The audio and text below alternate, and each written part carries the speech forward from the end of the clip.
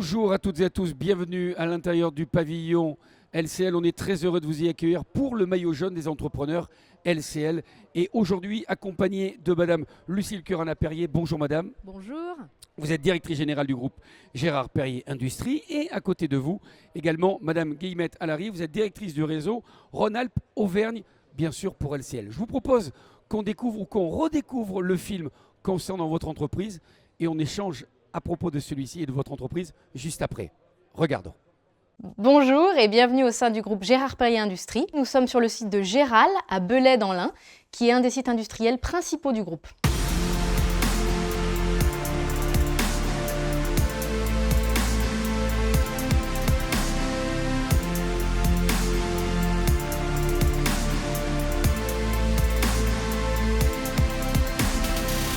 Le groupe Gérard Perrier Industrie a été fondé en 1967 par Gérard Perrier, mon grand-père, qui était ingénieur en électricité. Et son objectif au départ, c'était de proposer des services pour les industriels dans le domaine du génie électrique, donc des services notamment d'installation et de maintenance. Et encore aujourd'hui, plus de 60 ans après, on a 2 fils directeurs au sein du groupe.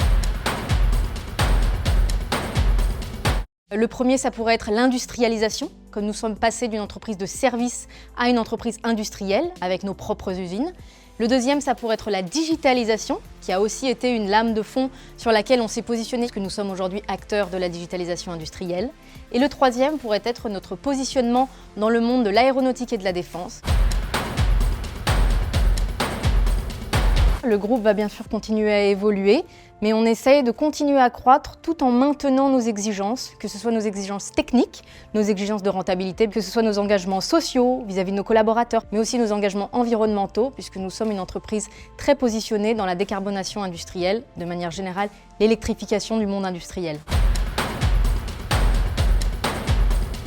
Je ne suis pas une experte du cyclisme, mais je crois comprendre que le maillot jaune, le Tour de France en général, a des valeurs fortes. C'est le cas aussi de notre entreprise. Je me retrouve notamment dans les valeurs d'excellence et de performance. Et je me retrouve aussi particulièrement dans les valeurs de résilience. Le maillot jaune, j'espère bien l'accrocher dans mon bureau, s'il n'y a pas trop de compétition pour qui voudra l'obtenir. Mesdames, Messieurs, de retour avec Madame Lucille Curana-Perrier. Dans le film, je pioche beaucoup d'informations dans le film et on voit la tonalité que vous usez quand vous parlez de votre grand-père, quand vous parlez d'indépendance. Mais on va commencer d'abord par la transmission. Qu'est-ce que vous a transmis justement votre grand-père ? Alors moi, mon grand-père, donc Gérard Perrier, le fondateur du groupe, je ne l'ai pas tellement connu. C'est plus mon père avec qui je travaille beaucoup au quotidien, François Perrier, qui est le président du groupe. Ceci étant, je dirais que depuis la fondation du groupe il y a 60 ans, on a vraiment gardé les valeurs qui étaient celles de mon grand-père au départ, et puis même un système d'organisation. On est organisé au niveau de l'entreprise de façon très spécifique, avec une verticalisation de nos structures, et chacune de nos sociétés, de nos filiales, est très autonome, très spécialisée dans son métier. Et ça, c'est vraiment quelque chose qui avait été imaginé par mon grand-père au départ, et qui reste une des forces et des éléments différenciants de notre entreprise. Ça sera pérenne ? Quoi qu'il arrive, vous pensez que ça fait partie de votre ADN aujourd'hui ? Oui, absolument. Et même si aujourd'hui le groupe a beaucoup grandi, on essaye de vraiment maintenir ses fondamentaux en termes de valeurs et d'organisation aussi de l'entreprise. Quand je vous ai posé cette première question, j'ai rajouté l'indépendance. On a le sentiment que c'est quelque chose qui pour vous est aussi, j'allais dire, une valeur cardinale. Oui. Même si aujourd'hui on aime mieux parler d'autonomie plutôt que d'indépendance. Personne n'est indépendant aujourd'hui, même nous au niveau de l'entreprise, même si la majorité de l'entreprise est détenue par des capitaux familiaux, on a des partenaires, des investisseurs, des banques qui travaillent à nos côtés. Donc plus qu'indépendant, on est autonome et c'est vrai que c'est très important pour nous puisque ça nous permet d'être maître de nos destins, maître de nos investissements, de la façon dont on souhaite avancer. Donc c'est là aussi, je pense, une force du groupe par rapport à d'autres entreprises du même secteur. Vous parlez également de digitalisation industrielle. Comment fait-on pour en être à la hauteur ? Quel est l'élément déterminant dans ce secteur-là ? Vaste question. Déjà, il faut le faire de manière concrète. C'est-à-dire qu'à un moment, il faut arrêter les incantations, l'industrie 4.0. Enfin, c'est très bien d'en parler, de faire des conférences, mais il faut se mettre dedans concrètement. Nous, c'est le choix qu'on a fait il y a à peu près 5 ans maintenant. On a créé une société d'informatique dédié à la digitalisation industrielle. On s'est vraiment penché en détail sur la question, sur les technologies impliquées et on a réussi, je pense, à imaginer des solutions très concrètes qui répondent à des problématiques de terrain sur la collecte de données par exemple et qui parfois peuvent aller un petit peu à contre-pied de ce qu'on entend dans les médias. Voilà, il y a moyen de faire des choses concrètes et d'avancer assez rapidement dans ce secteur-là et c'est ce qu'on essaye de faire avec notre filiale Dativ en l'occurrence. C'est très intéressant. Vous êtes en train de dire que vous avez eu des surprises par rapport à une pensée qui aurait pu être celle qui aurait pu être la vôtre, mais qui aujourd'hui est à contre-courant de votre politique ?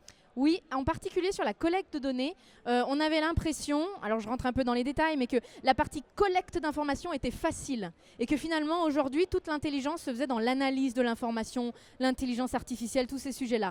Mais en fait ce qu'on a réalisé en se mettant concrètement dans le sujet, c'est que collecter de l'information, et en l'occurrence de l'information industrielle, ce n'est pas si facile que ça et il n'y a pas tellement d'entreprises qui y parviennent. Donc nous on a vraiment fait un gros effort là-dessus et aujourd'hui on réalise que c'est une chance qu'on ait pu faire ça puisque cette partie collecte d'informations on la maîtrise et là aussi ça nous permet d'aller beaucoup plus loin derrière après dans l'analyse justement et l'intelligence qu'on va mettre derrière. Vous l'avez évoqué, c'est un mot à la mode, mais moi j'aimerais que vous l'évoquiez quand on parle de l'intelligence artificielle. Au sein même, et pardon, je vais reprendre vos mots, concrètement, comment l'intelligence artificielle dans votre groupe est une valeur ajoutée et comment vous arrivez à la déterminer ? Alors, l'intelligence artificielle, là aussi, je trouve qu'il y a beaucoup d'incantations, beaucoup de conférences, c'est le sujet un petit peu à la mode, et on a l'impression que c'est une fin en soi.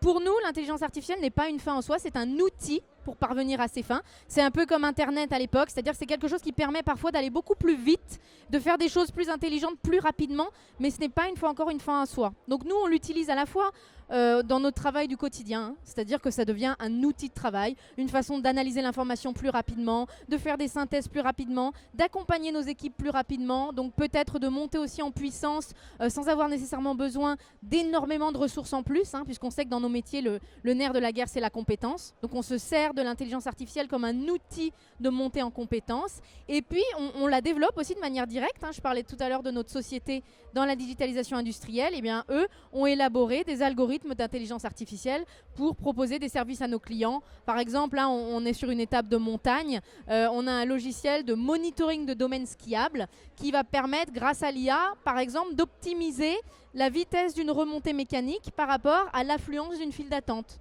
pour faire de l'écopilotage de remontée mécanique sans pour autant impacter l'expérience des skieurs en l'occurrence. Comment vous voyez votre groupe dans 10 ans ? Parce que là, j'ai l'impression qu'il y a beaucoup d'émotions, d'émulsions, vous êtes dynamique. D'abord, on voit que vous croyez à ce dont vous parlez. Comment vous voyez le groupe dans 10 ans ? C'est la question horrible. Alors, je l'enlève. Comment vous voyez le groupe demain matin ? Demain matin, nos gros enjeux, ce sont des enjeux justement organisationnels. On en parlait un petit peu au début. Le groupe a beaucoup grandi. On a grandi à la fois par croissance externe et puis par croissance organique. Donc, on doit en permanence se poser des questions d'organisation pour à la fois maintenir nos fondamentaux, nos valeurs, nos façons de travailler et en même temps se donner les moyens de continuer à grandir. Donc peut-être que le groupe, il y aura un petit peu plus de consolidation, un petit peu plus de synchronisation entre les entreprises pour nous permettre de continuer d'aller de l'avant, mais on maintiendra nos fondamentaux, on ne va pas changer comme ça du jour au lendemain. Et même dans 10 ans, je pense qu'on retrouvera toujours ces mêmes fondamentaux, en tout cas j'espère. Bon, on se retrouve dans 10 ans. Allez. Madame Allary, un mot peut-être pour parler d'LCL. C'est une entreprise, on l'entend, il y a du dynamisme, il y a de la volonté. C'est aussi des maîtres mots chez LCL. Complètement. On est évidemment très fiers d'être partenaire de ce maillot jaune. Pour moi, ça résonne l'engagement, la persévérance, la résilience. Et puis, il y a des choses que Lucille a racontées sur rendre les choses très concrètes. Et c'est aussi de grandes transformations nous attendent chez LCL. Et on s'attache à rendre aussi très concrètes les avancées pour nos clients, pour nos collaborateurs, pour finalement faciliter la vie de tous et quelque part garantir la satisfaction de nos clients au plus haut niveau. Alors, on va être factuel comme vous l'avez été. Mesdames, on va accueillir un grand champion qui a gagné sur les routes du Tour. Et la montagne, c'est aussi finalement sa seconde maison, puisque nous sommes avec Pierre Rolland. Pierre, bonjour. Est-ce que tu peux expliquer la raison de ta présence avec nous aujourd'hui ? Tout simplement, en tant qu'ambassadeur LCL, je suis très fier de vous remettre ce maillot jaune des entrepreneurs, symbole de réussite et d'engagement. Un autre symbole fort, c'est qu'un homme remette ce maillot jaune à une femme. Je trouve ça très beau et j'espère qu'il prendra une place importante dans vos locaux. Félicitations. C'est effectivement gratifiant. Bravo. Bravo, madame. Vous avez une idée où vous allez le déposer, ce maillot? Vous avez une idée? J'espère dans mon bureau, mais il y a déjà pas mal de concurrence. On Ah. a beaucoup de collaborateurs sur l'étape aujourd'hui même qui aimeraient bien l'avoir. Bon, Donc, c'est le vôtre. peut-être dans la zone commune, on verra. On verra, et puis on verra où il sera dans 10 ans en tous les cas. Merci à tous les trois. Merci d'avoir passé ce moment avec nous. Le maillot jaune des entrepreneurs LCL. On se retrouve très vite. Merci beaucoup et belle étape à vous. Merci.